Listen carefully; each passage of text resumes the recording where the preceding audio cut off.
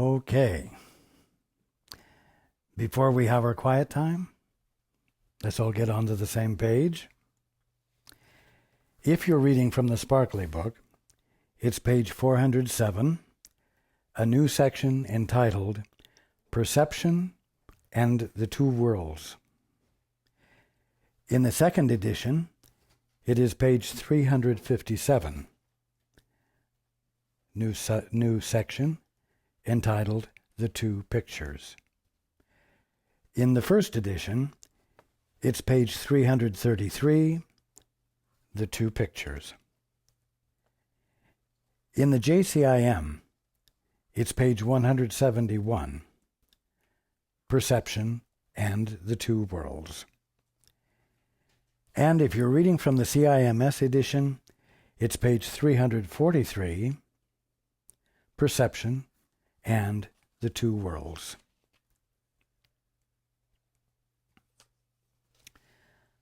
Okay. Let's take a few moments to be quiet together.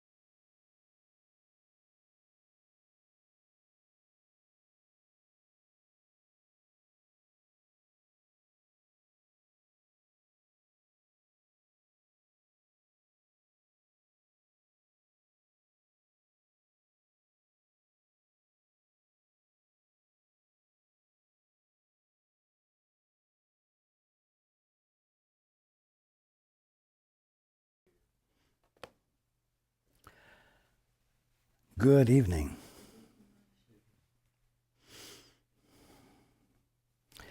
And welcome to everyone who's joining us on the internet. A new section, Perception and the Two Worlds. Well, there can't really be two worlds, can there? There can't be two of creation. Creation is infinite, singular, indivisible. So, what is called the two worlds must be two different ways of experiencing creation. And indeed, as we've been discussing, one of them is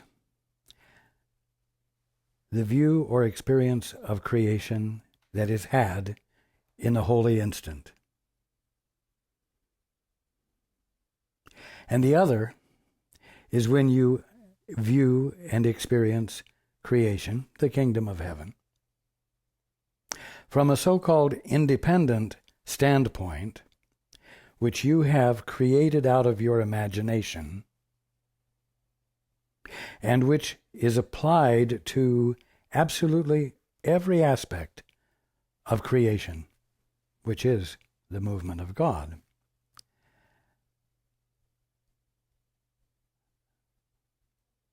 One is utterly harmonious, and the other is utterly chaotic,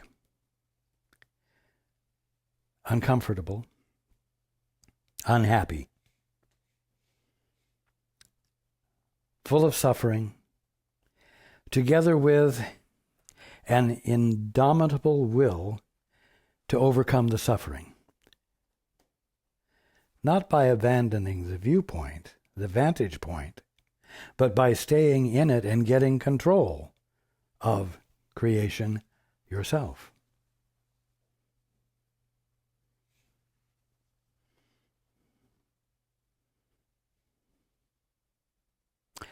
I'm here again to stand with all of you with the sole purpose of reinterpreting your perception of the kingdom of heaven, which you are entertaining from the vantage point of being an independent agent.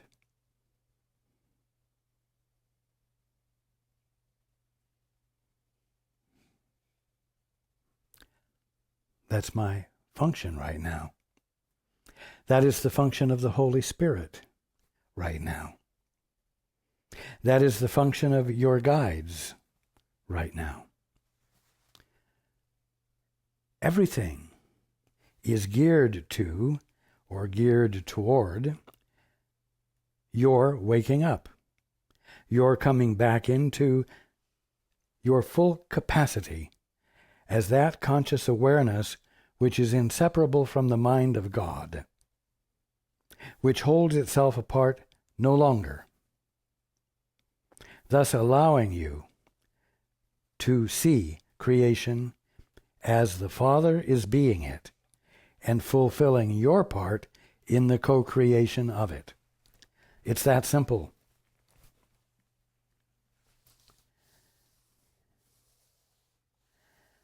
Now, we've spent a lot of time talking about the special relationship, the unholy relationship, because at the bottom line, it is the most addictive human, I'm going to say non-divine, aspect of your mental makeup.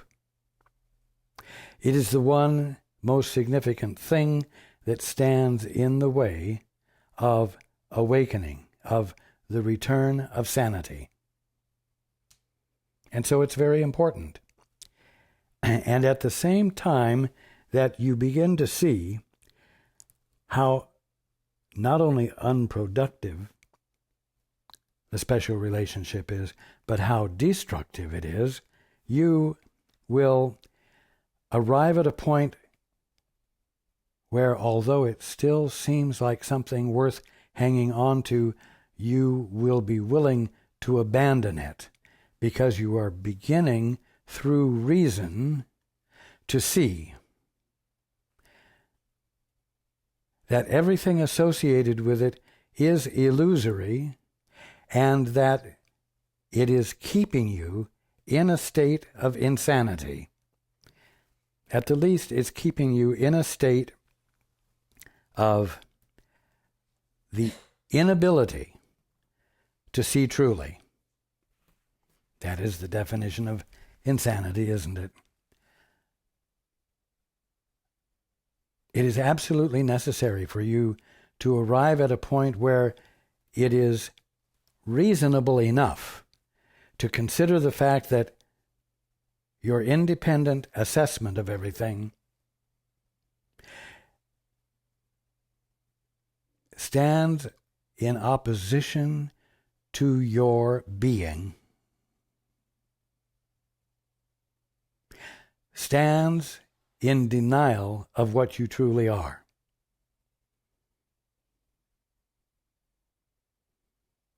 That realization, intellectual though it may be, is all it will really take for you to arrive at a point of, let's say, deciding to experiment or test out the possibility that it might truly make a significant difference in your experience of being, to abandon your independent stance and join with the Holy Spirit,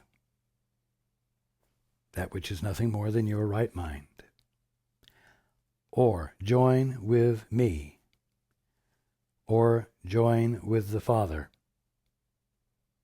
with the expressed desire of wanting all of your perceptions to arise out of the inspiration that follows an invitation to the Holy Spirit, me, or the Father, to know what the truth is, and to know it without engaging your capacity to imagine, to invite it without introducing any bias to what follows. Because you want, once and for all, to find out whether everything I'm talking about is true or crap. It's not fun, really, to sit on the fence and indefinitely not make up your mind, but consider all the possibilities, because it's very stimulating and does cause a certain feeling of bliss or inspiration that's much more interesting than just plain old suffering.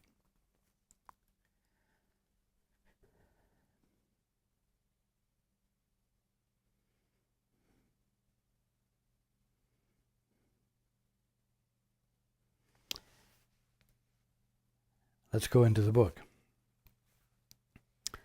Perception and the Two Worlds,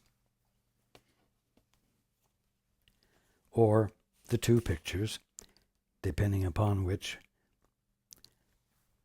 versions of the course you're reading. God established his relationship with you to make you happy. And nothing you do which does not share his purpose can be real. Now, isn't that amazing? With all of the power, you might say, with the omnipotent presence that God is, it's amazing, isn't it, that a purpose would be established for relationships as simple as to be happy.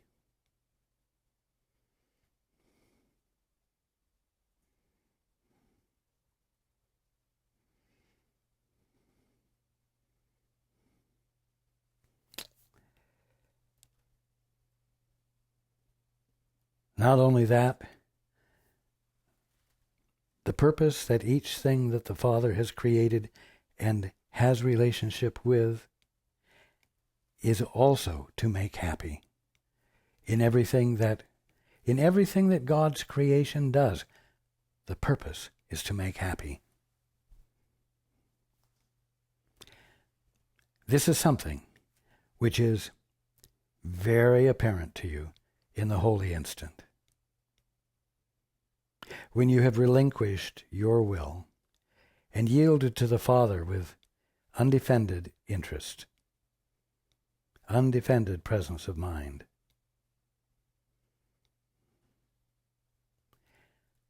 Everyone loves to be happy. Everyone tolerates not being happy. Everyone puts up with it, because occasionally there are bright spots. But it's important to know that the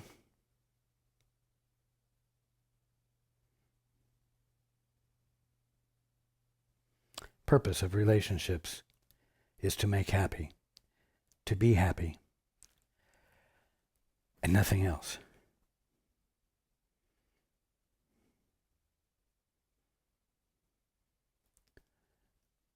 Why?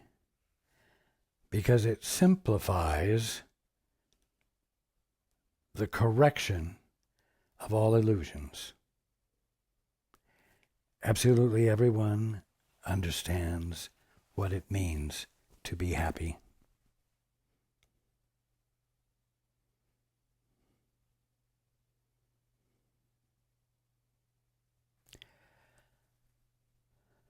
Not everyone is inclined to devote himself or herself to expressing that which makes happy.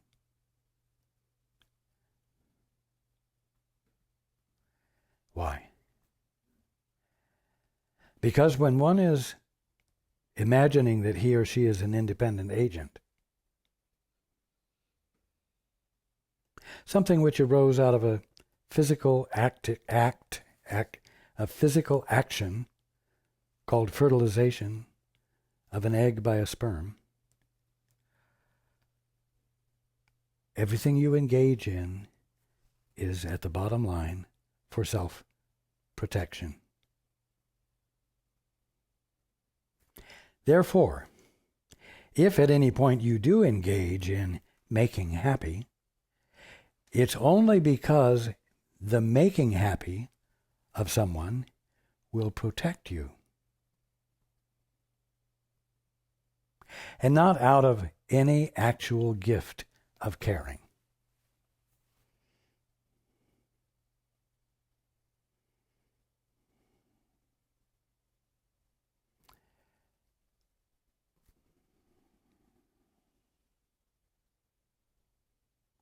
God established his relationship with you to make you happy, and nothing you do which does not share his purpose can be real. The purpose God ascribed to anything, meaning anything that he created, the purpose God ascribed to anything is its only function. What does that mean? It means that you, as his creation, are already whole, and you need do nothing to embellish it. You need do nothing to improve it. You can dare to peacefully and willingly abide in the wholeness of you, in the wholeness of your being,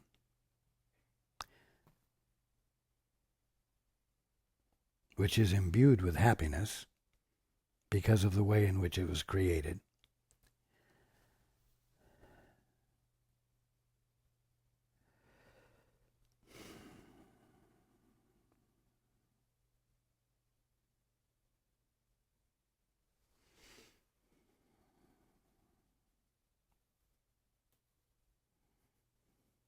I'm sorry, I lost it.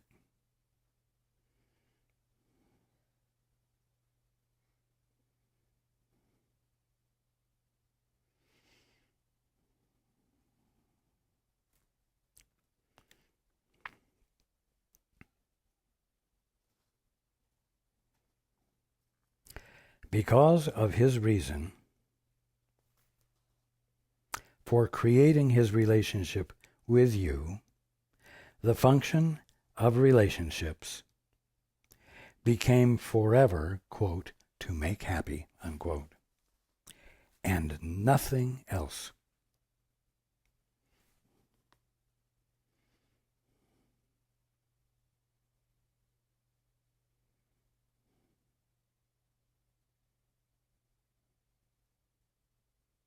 If you abide in that without trying to add anything to it, without trying to make it different in any way, you will find yourself coming back into the conscious experience of your already created wholeness and your already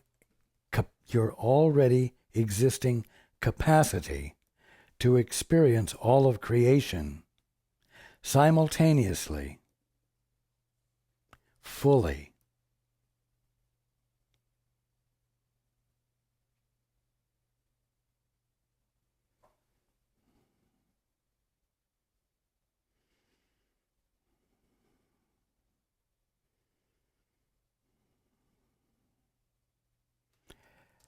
without conflict, without suffering, without sorrow, but with happiness.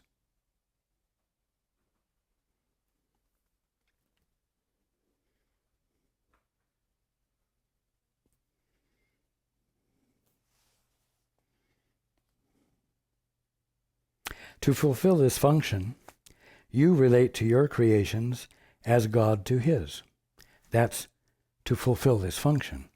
Of course, you're not fulfilling it because you're engaged in the practice of special relationships for the purpose of self-protection, self-preservation. Because you don't have available to you at the moment the full conscious experience of your wholeness, in which the universal is all of you.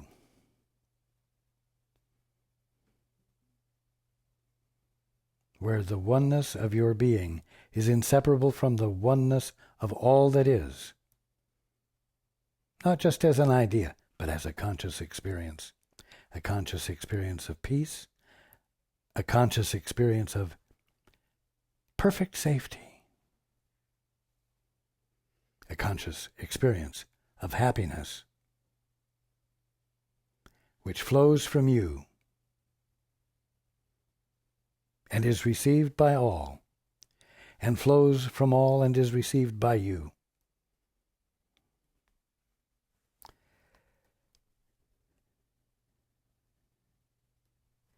Now, let's make this practical. This experience I'm talking about is an experience to be had right here, right now, in what you call the material world and universe. This happiness is to be experienced by all mankind, by all countries. It will find itself expressed uninhibitedly in what you call politics, or what you could call infinite cooperation, not infinite infighting and jealousy and trying to get the better of a situation at someone else's disadvantage for greater self-protection. It's to be experienced here.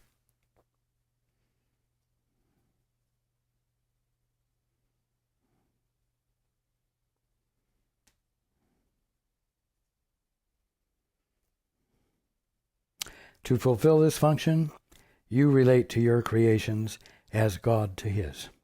For nothing God created is apart from happiness, and nothing God created but would extend happiness as its creator did. Whatever fulfills this function cannot be real. Well, you are all having the experience of what fulfills that function not. The stress, the strain, the tension, the fighting, the arguing, the getting the best of each other that is going on in your world, all demonstrate the fact that extending happiness is not what everyone is engaged in. It's also very clear that the reason it's not being engaged in is because everyone feels threatened. And why does everyone feel threatened? Because everyone knows that everyone else wants to get the best of him or wants to get the best of her. Everyone knows that the motive is not happiness. And so self-protection is in full swing. So what does this mean? We're talking about this wonderful thing called the two-step and the practice of the holy instant. Moving into that place where God's laws prevail. And you do think of it as a mental space, a mental place to move into where God's laws prevail. But here's the thing. God's laws prevailing will be manifest on your globe. God's laws prevailing will manifest as cancer disappearing, as illness, sin, disease, death disappearing, being replaced by that which obviously makes happy and is happy. Mind you, it's got to happen here and now in your current perception of the kingdom of heaven, in the world you are presently experiencing.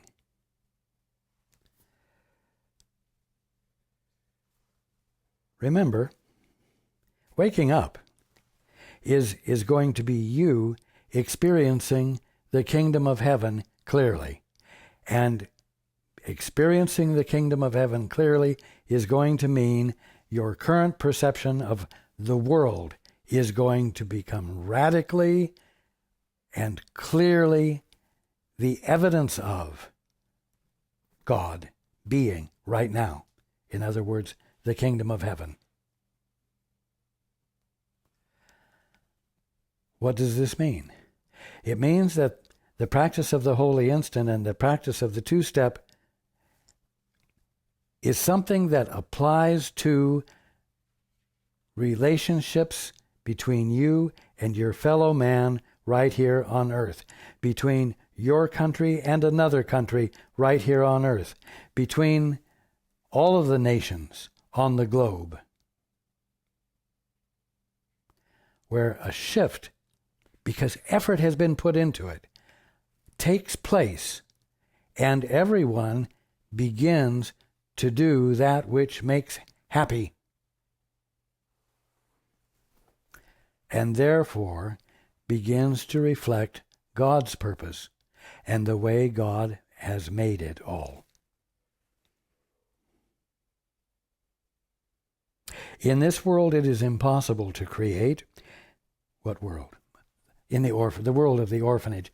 In the world of independent authorship and independent agents and individualities with a will who can, by the exercise of their will, actually make things, create things, and govern and control them well. That's not a real world. That's a misunderstanding of self and the kingdom of heaven. It's a misunderstanding of the Holy Son of God, the Holy Daughter of God that you are, and the kingdom of heaven. In this world, it is impossible to create, yet it is possible to make happy. Why? How could that be? Because no matter how you are interpreting what you are, no matter what kind of a shadow image you are creating for yourself about yourself, you can't stop being the son or daughter of God. You cannot alter what you are divinely in any way. And so, this son or daughter of God that you are acts, and the action is something far beyond the limited perceptions you are applying to it. In other words, the acts of the sons and daughters of God are acts of infinite love. But if you, believing that you are an independent agent, who is vulnerable, who needs to protect himself, then that very act, which is a divine act of infinite love, will be interpreted to be an effort to control another independent agent. And there will be no love in it, and it will be usury, and it will be to the disadvantage of both, you and the one this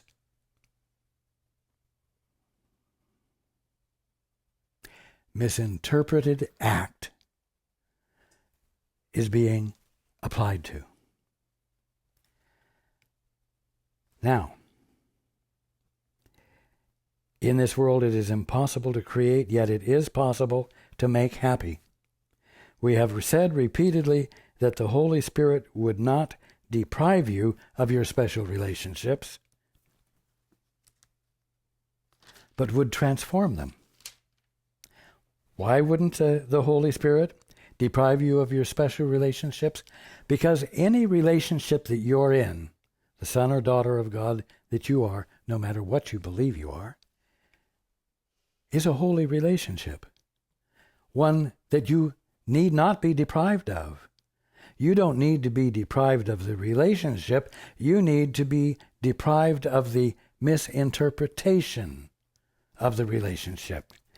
And that's why the Holy Spirit would not deprive you of your special relationships, which is a simple misinterpretation of a holy one, but would transform them, uncover to you, reveal to you the holy relationship that it really is, beyond the very specific, finite, mean-spirited definitions you have applied to it because of the mean-spirited purpose you had in mind for engaging in that act, which would be to your benefit and not to the others, you see?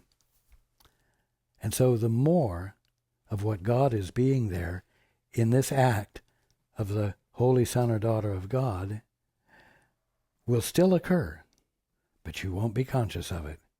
But it will be there for the Holy Spirit to illuminate to you. And when you finally stop attempting to willfully be in charge, you will find yourself fully experiencing the acts of creation that the Holy Son or Daughter of God that you are has been engaged in all the while that you thought you were some pissant little mortal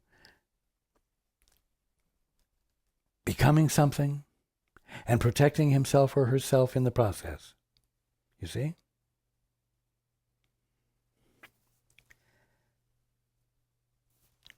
I'm going to read it again. We have said repeatedly that the Holy Spirit would not deprive you of your special relationships, but would transform them. And by that, all that is meant is that he will restore to them the function given them by God.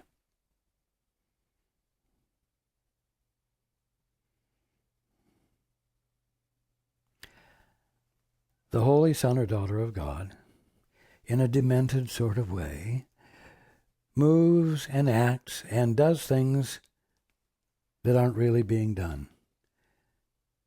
He protects himself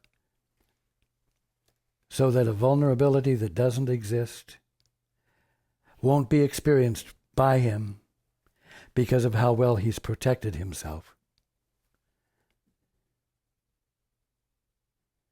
You see, the fact is that in that action, nothing is being done because there's no protection that's needed, and it's an act of an insane mind seeing danger where there is none at all.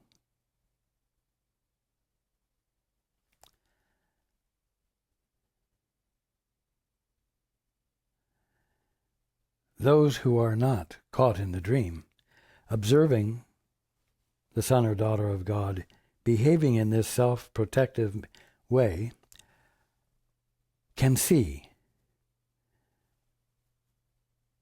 that the problem that one is trying to solve by defense doesn't exist, and that the effort that's being put forth by that Holy Son or Daughter of God is meaningless because there's no call for it. And they know that the time will come when that Son or Daughter of God will abandon his commitment to his independence and will come into the full awareness of what's really been happening, the kingdom of heaven, the Son or Daughter of God, being uninterruptedly the Son or Daughter of God, not having lost his or her birthright, It's that simple. The function you have given them is clearly not to make happy. But the holy relationship shares God's purpose rather than aiming to make a substitute for it. Key thing. The holy relationship shares God's purpose rather than aiming to make a substitute for it. The special relationship aims to make a substitute for God's purpose, because God has been put on the back shelf, out of sight, out of mind. And so, the substitute for God's purpose is a purpose in opposition to God, as well as being one that obscures God and distracts you from remembering that there is another way to look at this with God and in possession of your full birthright. Every special relationship which you have made is a substitute for God's will and glorifies yours instead of His because of the delusion that they are different.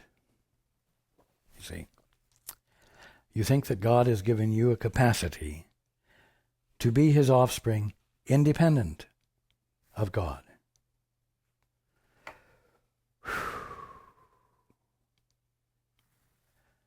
And therefore, that it's your task and your duty and your God-given ability to express your will without ever coordinating or cooperating with the Father, without ever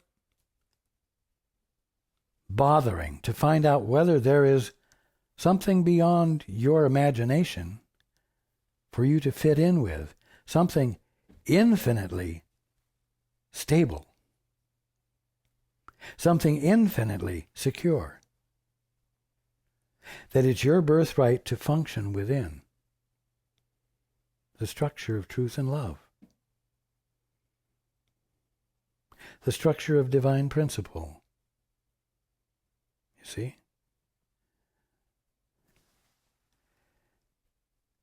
And so you think that you have a will different from the Father's, and you think that it's supposed to be different from the Father's, and so you plow forward in the attempt to actualize that. And all relationships that arise within that context are special relationships. The thing that we're all learning to let go of, to stop valuing, to stop re-energizing.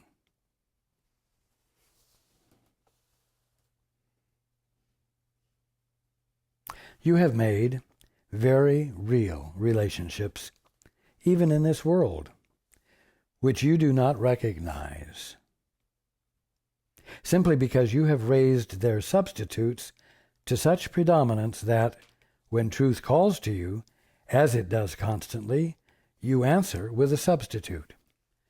Okay, let's go back. You have made very real relationships. That means divinely actual. As a holy son or daughter of God, you have been relating with other holy sons or daughters of God, no matter what the shadow figures are that have been superimposed upon them by you, and upon you by you, and upon you by them, and upon them by them. You see, you just can't get away from the fact that you are the holy sons or daughters of God right now, and no matter how you obscure that through the use of shadow figures, it doesn't change anything. So you have made very real relationships, even in this world, which you do not recognize. You don't recognize because you are superimposing shadow figures. your own peculiar, unique definitions and the purposes you have assigned to everything, all relative to your need for self-protection.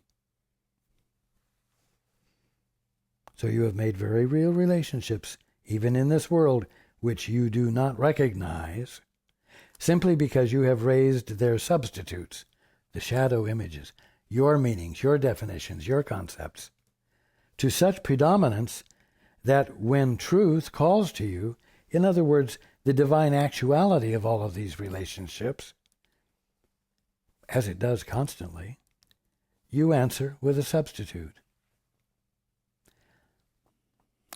You, who are what I say you are,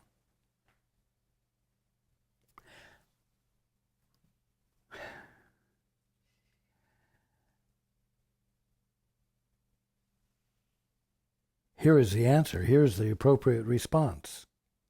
My response is to who I say you are. And I will not let you off the hook. You are who I say you are, until you teach me different. And I will only allow you to teach me something different as long as it still serves me and my safety, my self-protection. You see?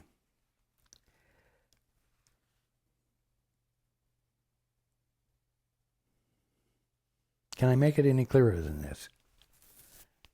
Right here in this room are holy sons and daughters of God, nothing more and nothing less.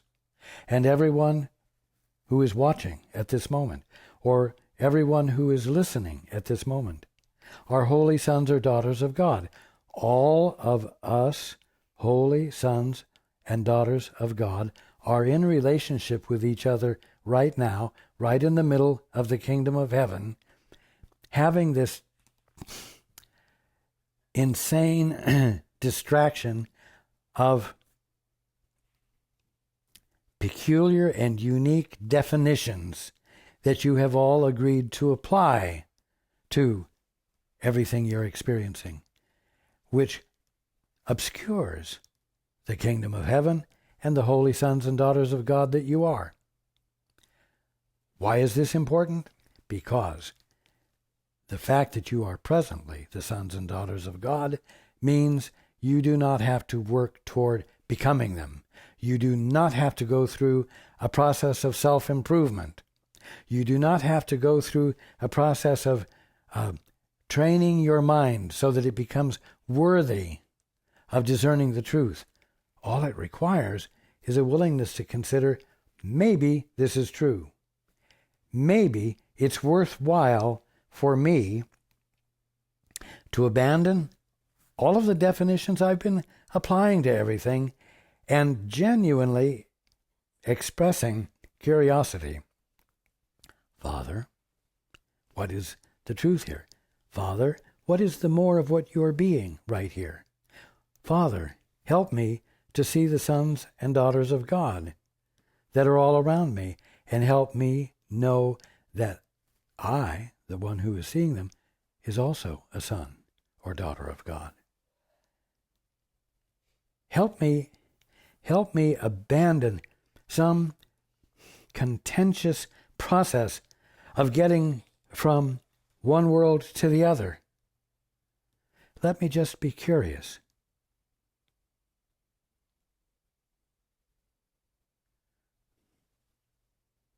Help me.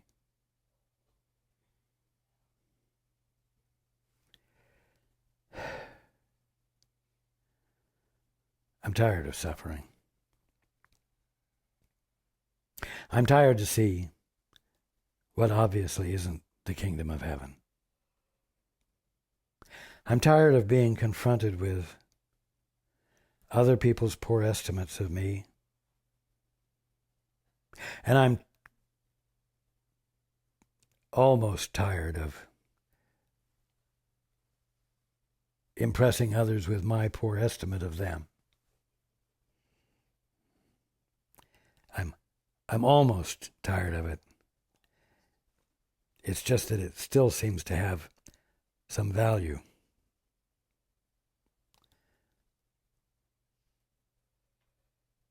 Help me go ahead and let go.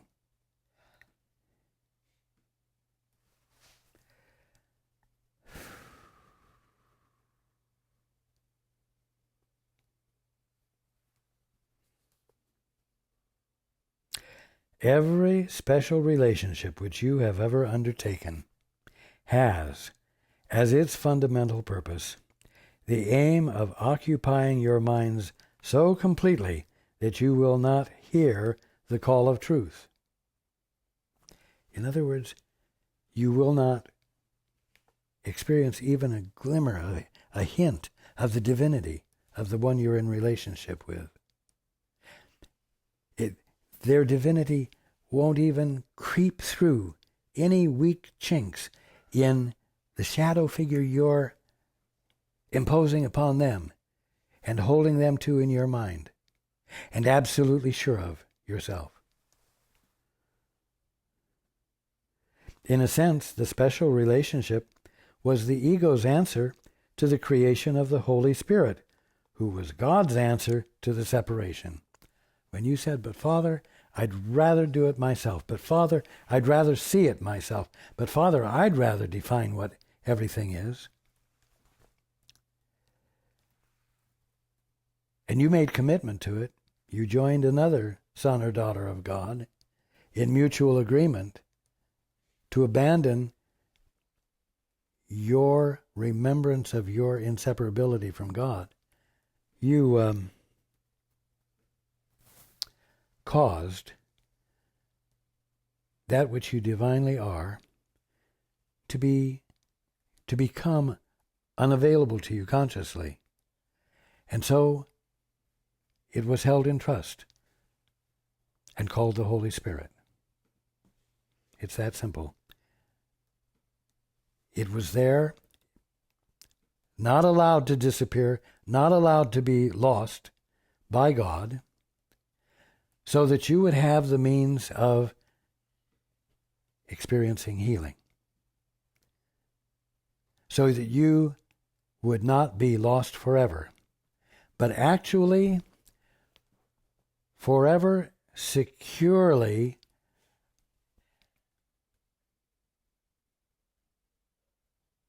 tethered to an inevitable reawakening. It's that simple. That was God's answer to the separation. Now, the ego's answer to the creation of the Holy Spirit was to create a special relationship. A relationship in which you could forever spend your time and energy securing yourself as an independent agent and securing it without terminal threat. We'll put it that way. In other words, the ego's answer to the separation, the ego's answer to the creation of the Holy Spirit, which was the Father's answer to the separation, was to cause you to become so preoccupied with self and self-protection and self-development that you couldn't possibly have enough attention left over to hear the Holy Spirit, which is the Father's answer to the separation. So special relationships have as their goal your blindness to your salvation, your blindness to coming back into your right mind. And this is why it's so important to understand the nature of special relationships so that you can see how unattractive they are and how destructive they are, so that you find yourself having justification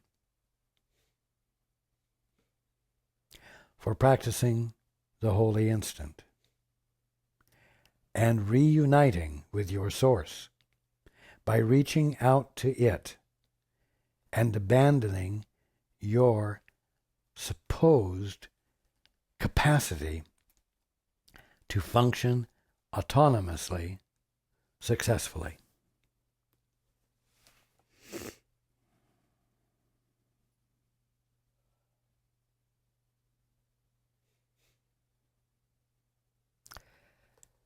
In a sense, the special relationship was the ego's answer to the creation of the Holy Spirit, who was God's answer to the separation.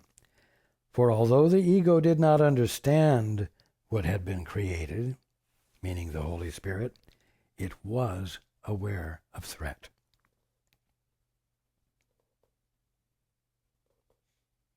The whole defense system, which the ego evolved to protect the separation from the Holy Spirit, was in response to the gift with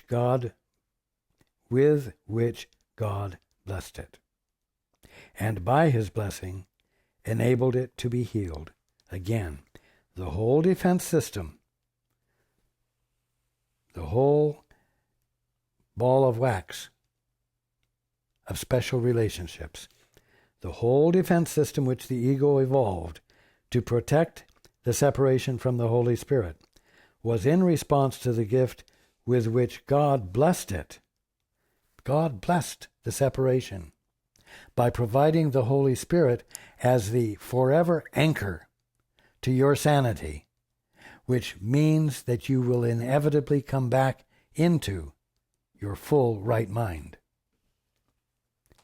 And by his blessing, by God's blessing, enabled it to be healed, enabled the separation to be healed. You see, no matter how enamored you are with special relationships, no matter how devoted you are to being utterly clear in your mind as an orphan, and no matter how skilled you become at manipulating people for your safety,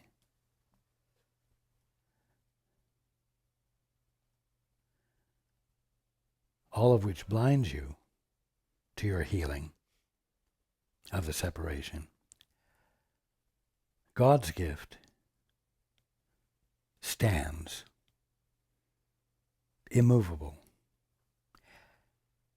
And this means that you, in your ignorance, stand in the midst of an infinite, eternal intent for you to come back into your right mind. Now that's incredible love. That is an incredible intent to make happy.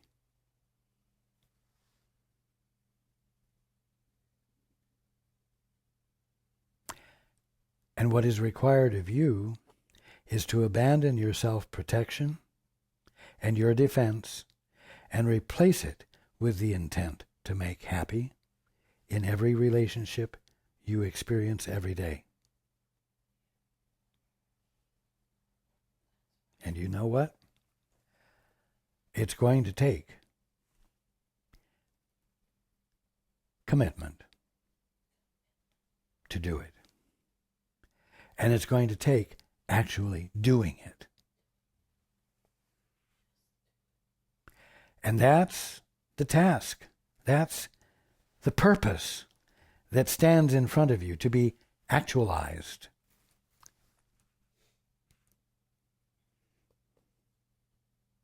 This blessing,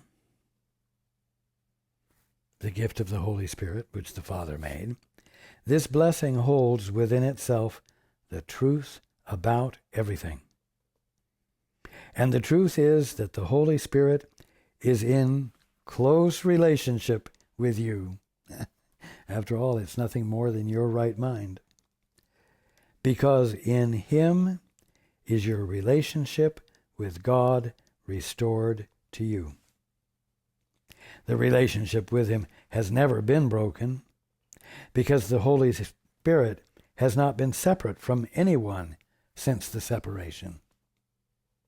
And through him have all your holy relationships been carefully preserved to serve God's purpose for you.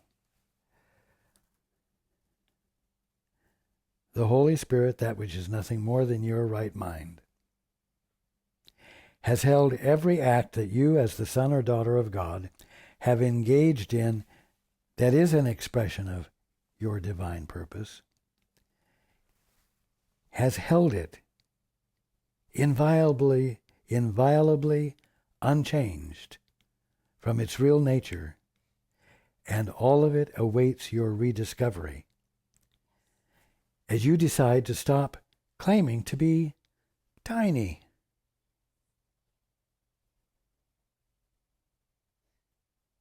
Mortal.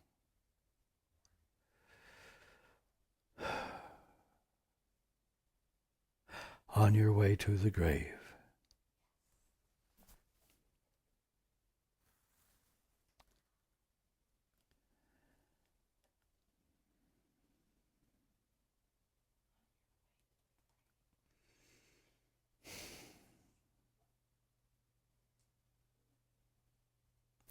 We are at a threshold here.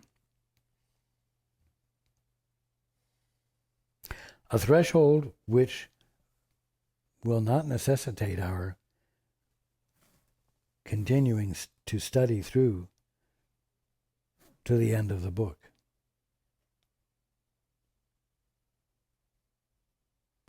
I assure you that there's no necessity of delay or process. But you do need to arrive at a point where you're willing to consider that everything you're experiencing at the moment is delusional. Why? Because if you're honest, you will tell me that it is not making you happy. You are not made happy in your relationships, and you are not making happy in your relationships. And you know that isn't your primary goal, except with a few favored few. Otherwise, you're careful, you're on the defense, you're making sure no one gyps you out of anything, and you are sure that if you're not on guard, you will be taken advantage of.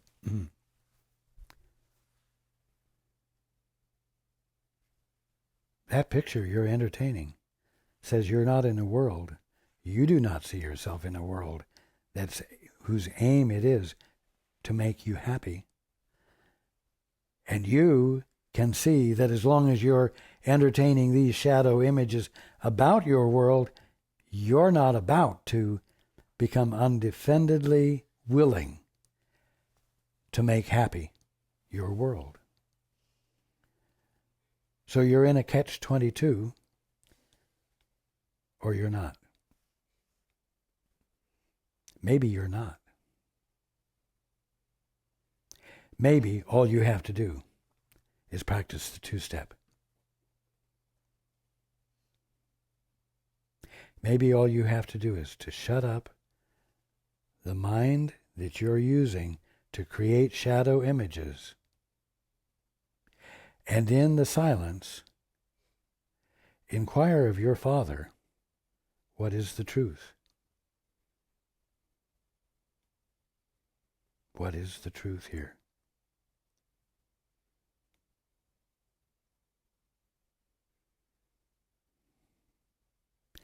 Help me to learn how to make happy, not as a means of self-protection, but as a sheer expression of love.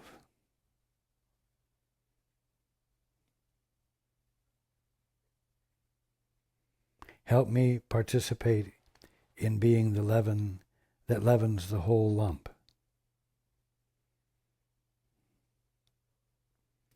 That transforms the world not by force or control,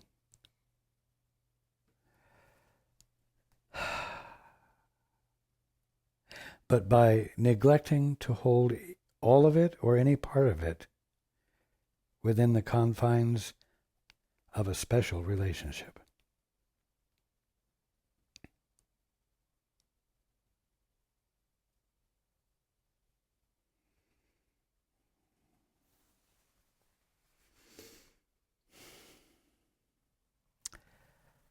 I love you all.